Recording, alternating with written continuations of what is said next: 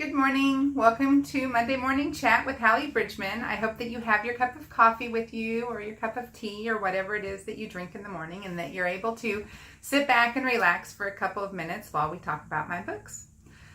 This morning's question is, I actually chose two simply because they kind of went together and I end up talking about it anyway between the two questions. And so number one was, how did I do the research regarding the trauma that Robin, Sarah, and Maxine experienced as children in the Jewel series? And number two, how do I approach things like sexual rape and abuse in a way that keeps it from being too much versus kind of, stale and boring? And so this is a hard question for me to put into words, and so if I end up, kind of chasing rabbits, I apologize. I don't ever script what I'm going to say to you because I want it to actually be a conversation rather than a speech, and so I'm going off the top of my head here to answer these questions. And okay, so how much research did I do into the trauma of Robin and Maxine and Sarah? And for those of you who have not read the Jewel series, we have three half-sisters who have the same mother who was a heroin addict.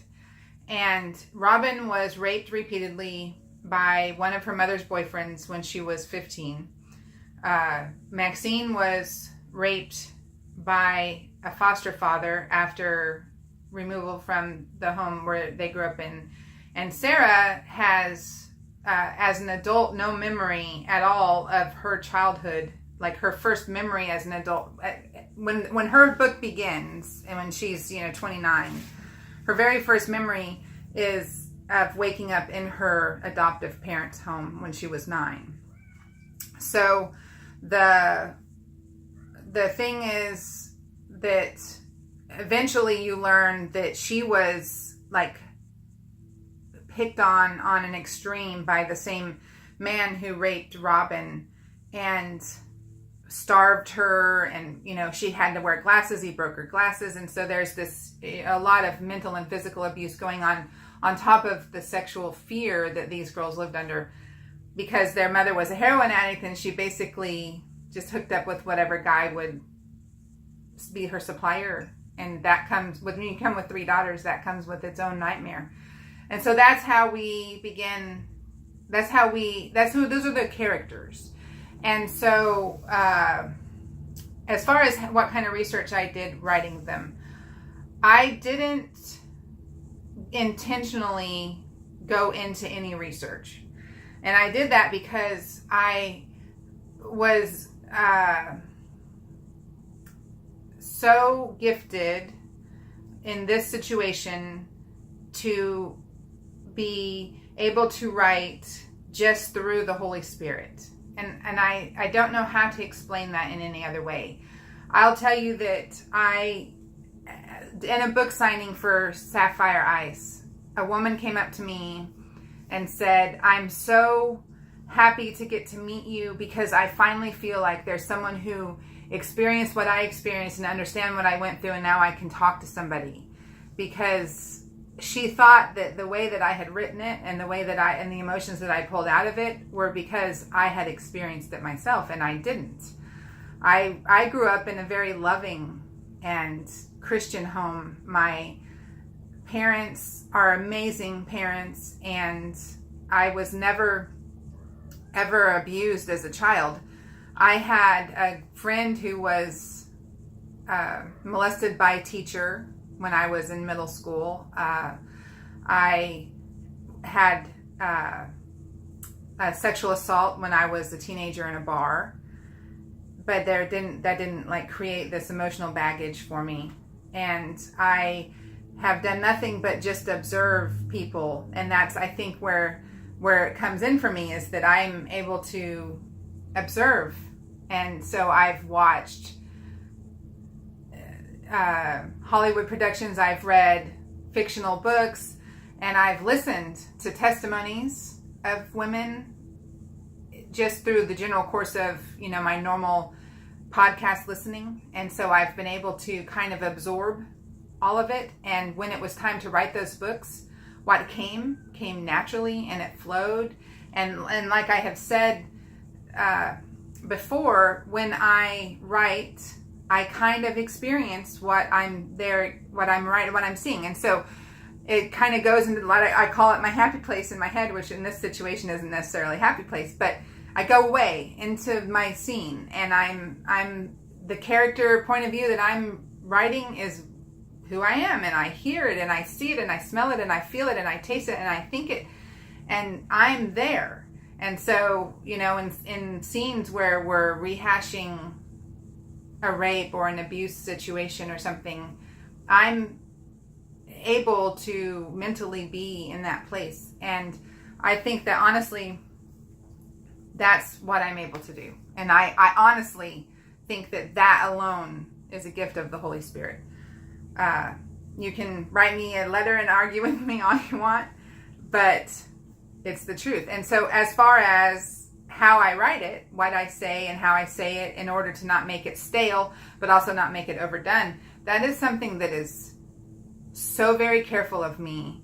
I don't write your typical safe is a word to use, safe, I don't know. I don't write your typical vanilla style of Christian romances. My characters, and this is what makes me stand out to a lot of my readers, are very real, and their experiences are very real, and they're not coming from small towns or cloistered communities. They're coming from usually urban areas, and they come with a background, and they come with having lived a life or having been hurt or whatever in the past. And because of that, I have to very, very carefully word what I word so that it doesn't become unsafe for someone.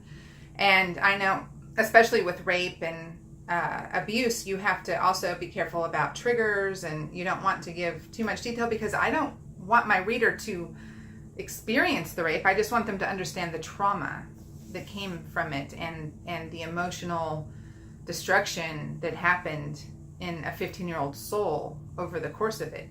And so a lot of times what I do is write it and then let it sit, and then come back and read it again, and then tweak it, and then let it sit, and then come back and read it again, and then read it out loud.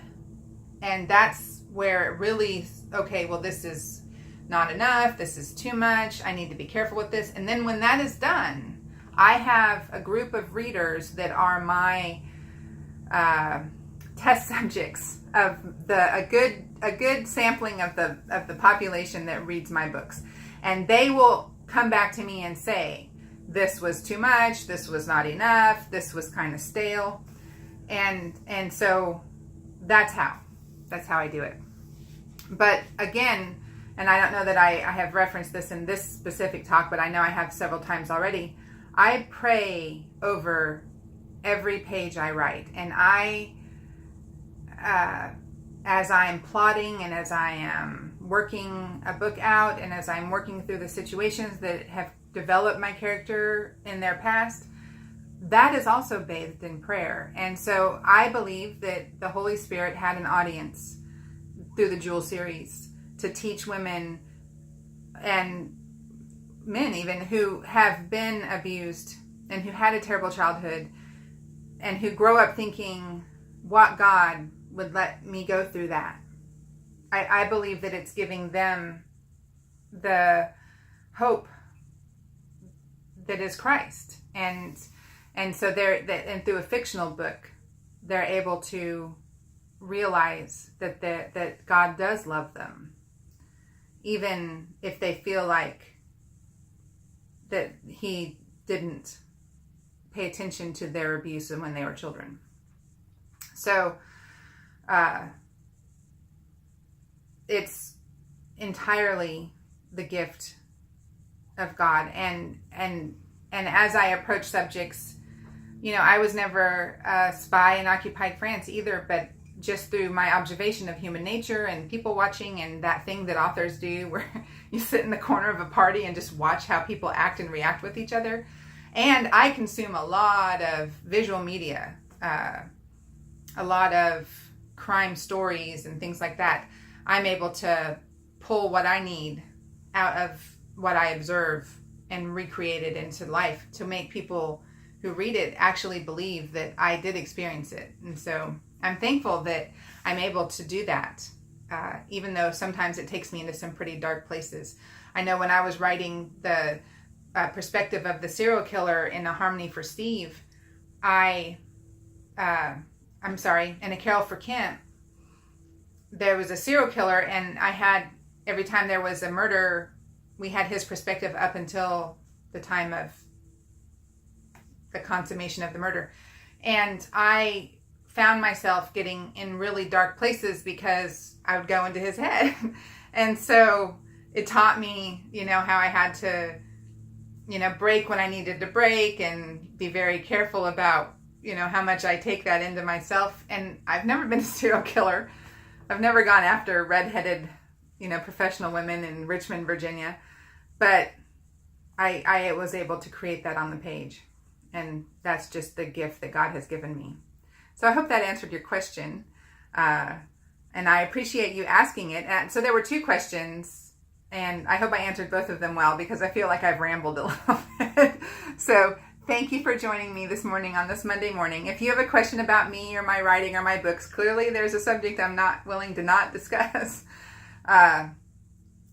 Please find the link on my website and go ahead and submit your question, and I will continue to have this Monday morning series. God bless you.